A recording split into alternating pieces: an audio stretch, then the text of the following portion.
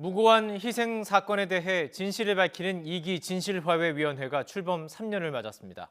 접수된 사건 가운데 처리된 양이 절반에 불과하다면서 운영기간 연장을 주장했는데요.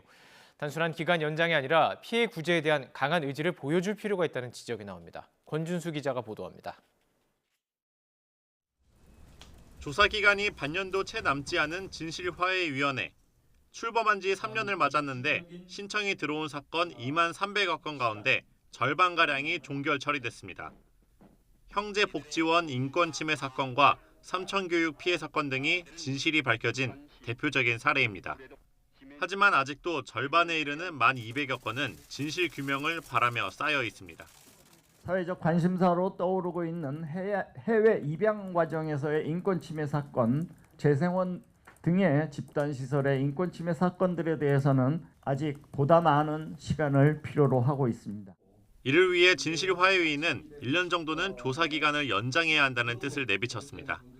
문제는 접수된 사건 가운데 진실이 밝혀진 건 고작 4천여 건, 20% 수준에 불과하다는 점입니다. 많은 시간을 투여해도 관련 자료를 찾을 수 없는 경우도 있고 국방부나 검찰, 경찰 등과 협조가 잘 이뤄지지 않았기 때문이라고 진실화해위는 해명했습니다. 하지만 일각에서는 외부적인 문제보다 현 2기 진화위가 피해 구제에 대한 의지가 부족하다는 지적도 나옵니다. 당장 1기 때 진실 규명률과 비교하면 3배 이상 차이가 난다는 겁니다. 특히 무고한 민간인 희생 사건의 진실을 밝히는 과정에서 위원장이 오히려 공권력 편에 서 있다는 비판이 제기되기도 했습니다. 적대 세력에 가담해서 적대 행위를 했다면 그것은 적법이라고 봐야 된다, 이런 말씀을 드리는. 재판의 회부에서 가려내야 되는 거 아니에요? 아닙니다. 누가 그걸 판단하고 당시 군법회의의 회부에서. 이 때문에 제대로 된 진실 규명을 위해 물리적인 조사 기간 연장도 필요하겠지만 피해자를 구제하기 위한 운영 철학이 더욱 중요하다는 목소리가 나오고 있습니다.